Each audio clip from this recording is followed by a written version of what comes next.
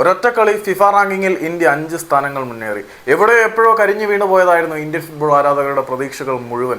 പക്ഷേ നഷ്ടപ്പെട്ടു പോയ പ്രതീക്ഷകളുടെ സ്വപ്നങ്ങൾക്ക് ചിറക് തുന്നിപ്പിടിപ്പിക്കുവാൻ അവതരിച്ച മാന്ത്രികനാണ് ഖാലിദ് ജമീൽ എന്ന് നമുക്ക് സ്റ്റാറ്റിന്റെ അടിസ്ഥാനത്തിൽ തന്നെ ഇപ്പോൾ പറയാം.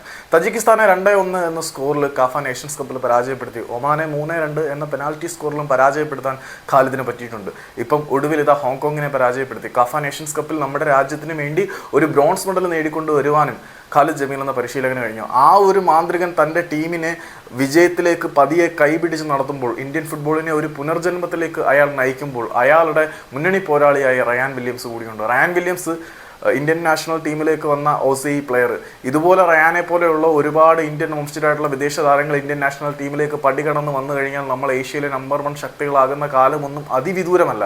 ആ ഒരൊറ്റ മത്സരം കൊണ്ട് തന്നെ, അതായത് റയാൻ വില്യംസ് ഖാലിദ് ജമീലിൻ്റെ കീഴിൽ ആദ്യമായിട്ട് ഇന്ത്യൻ നാഷണൽ ടീമിൽ അരങ്ങേറുന്ന മത്സരത്തിൽ 2-1 എന്ന സ്കോറിന് നമ്മൾ ഹോങ്കോങ്ങിനെ പരാജയപ്പെടുത്തി. ഈ ഒരു ഒറ്റ മത്സരത്തിൽ തന്നെ ലൈവ് സ്കോർ അപ്ഡേഷനിൽ കൂടിയിട്ട് ഫിഫ റാങ്കിങ്ങിൽ ഇന്ത്യ 5 സ്ഥാനം മുന്നേറി. അത്ര വലിയ മാറ്റമൊന്നുമല്ല. നിലവിൽ ഇന്ത്യ 136 സ്ഥാനത്ത് തന്നെയാണ്. 141 സ്ഥാനത്ത് നിന്നും 5 സ്ഥാനങ്ങൾ മറികടന്ന് നമ്മൾ 136 എത്തി എന്നുള്ളത് പറയുമ്പം ചെറിയ നമ്പറായിട്ട് തോന്നുന്നുണ്ടെങ്കിൽ പോലും ഇത്തരത്തിലുള്ള അടിവച്ചുള്ള കയറ്റം ഇന്ത്യൻ ഫുട്ബോളിനെ കുറേ ആളുകളെല്ലാം കൂടി ചേർത്ത് നാശത്തിൻ്റെ ചവിട്ടുകൊട്ടയിൽ കൊണ്ടെത്തിച്ചതല്ലേ. അവിടെ നിന്ന് നമ്മൾ തിരിച്ചു വരുന്നതിൻ്റെ ഒരു ലക്ഷണമായിട്ട് ഇതിനെ കണ്ടാൽ മതി.